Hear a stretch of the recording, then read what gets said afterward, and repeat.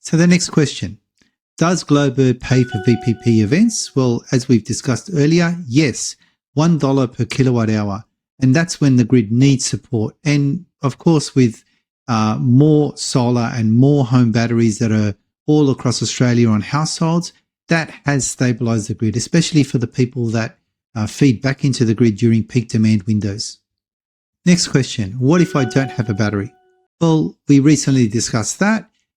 Yes, you can still take advantage of that free window, readjusting your usage. If you've got washing, you've got dishwasher, you've got, all of these types of things, you can put them into the free period and the free energy window, but it doesn't work out as good if you've got a home battery. It'll work out much better for you. Are there any hidden fees? Well, this is the one thing I mentioned earlier in the video. When Amber gives you your bill, you've got wholesale pricing and it's all over the place, right? There's fees everywhere. And a lot of the fees, they can make sense to the people that are in the know, but some fees just don't make sense. So with GloBird, my experience has been there's absolutely no hidden fees, no credit card fees, and the credits that are based on your electricity bill automatically go into your gas bills automatically without you having to do anything. So that was a great experience for me. Have I been happy with the time I've been with GloBird? Well, for me, the answer is absolutely yes. I still am on the forums. I still go through other reviews of other providers. I still can't find any that matches GloBird right at this time. We're in June 2026. Of course, things change and, things happen. We're in the winter months in Australia. But for me, GloBird works a treat. And it's currently ideal for my situation. And a caveat. Now, you'll find when, typically you sign up to GloBird, you do use a referral code. And that referral code gives $50 of credit into your bill. But one of the caveats is you need to stay with them for 3 months. If you don't stay with them for 3 months, then that $50 is either removed or if you've used it, you'll actually get a bill and an invoice to reimburse that that payment back to them.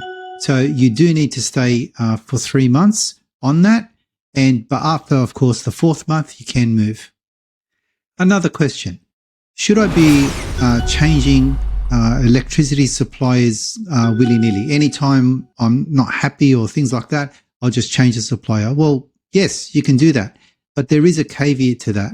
Every single time, and typically speaking, I'm talking generally speaking, every single time you change a supplier, you supply them with your information, things like that, they typically do a full credit check on you. And that goes into your credit file. And, we've got credit files here in Australia.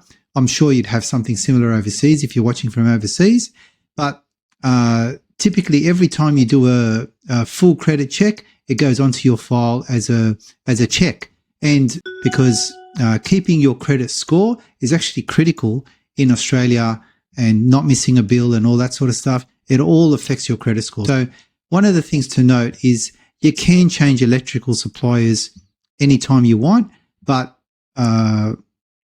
you're recommended not to too much, right? Now, I know for me, when I changed from AGL to Amber to GloBird, a full credit check wasn't done on me, but I know full credit checks are done generally speaking, but I just didn't experience it personally when I checked my credit file. Now, GloBird has recently performed changes to the plans, across for many people, including myself. Now, I can show you the old rates that I got and the new rates that I got with some limitations. Now, as you can imagine, electricity suppliers, they change the plans, they change the rates. I mean, they're in business to make money at the end of the day. So they're not going to lose money and go bankrupt, to keep supplying something that they can't manage. So they're there to make a profit as a normal business. So over time, plans do change. So, with GloBird, what I did notice since I joined is that they included that 50 kilowatt hour daily limit on the feed in from the grid. They, increased the service daily service fee. They've increased both the shoulder fee and the peak fee. But, overall, this doesn't really concern me too much because they still didn't change the $1 credit that I would get for the no usage under the 30-watt usage. And, the 15 cent for me, 15 cent feed-in tariff between the 6 and the 9, that's still for me. But again, this depends per state. I know they didn't change it for me too much, and, here's my new rates. But, for me, it's still a worthwhile provider and it's still better than other suppliers. Now, just so to make it clear, the 1st of July in every single year is when typically the rates do go up. And that's when there are revised rates. Now, we do have our federal government saying that, electricity usage has gone down by 12%. That may be a fact, but it has gone up from the wholesale provider, and that's the problem. Anyway, that's another video. I'll talk about that. But that's one of the, I guess, changes that have happened to GloBird. But, you can say, well, I'm going to run and I'm going to find another provider. But what other provider is there? This is the point, right? They're still, in my opinion, they still got the best plan on the market. So that's what I have to say to that. So just to cover my final verdict, was it worth it? Am I staying with GloBird? For my setup, solar, battery, EV, automation, GloBird has been absolutely worth it. I've had predictability, it's been practical, and the financial facility has given me the best outcome I've had so far for years. So will I stay? Yes, absolutely. During winter, I will stay. Over the summer period, I guess in 6 months' time, I can review other providers, see what, happens with the different plans that will become available from the 1st of July, those types of things. I mean, you should always be reviewing at least every 6 months, your electricity, your gas, and other rates and supplies that you can control.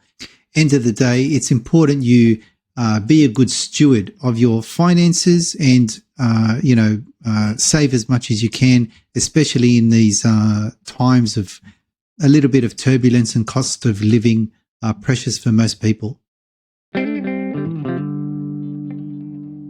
So I really hope you found this video informative.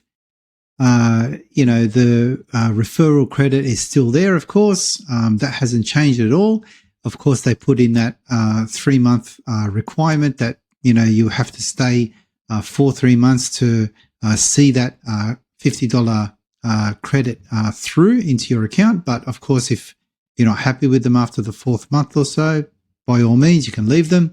And there are other suppliers that may suit you better than that. But again, I'm only giving my experiences here. And for definitely the longer term, I won't be moving from them. Now, if you do have questions about this video, or you do have questions about this, please leave a comment and we'll see if we can answer those questions. If you did like this video, please give us a thumbs up, subscribe to the channel, share this content with other people who'd be interested, or just leave a comment. I really hope to see you next time in the next videos. Until then, bye for now.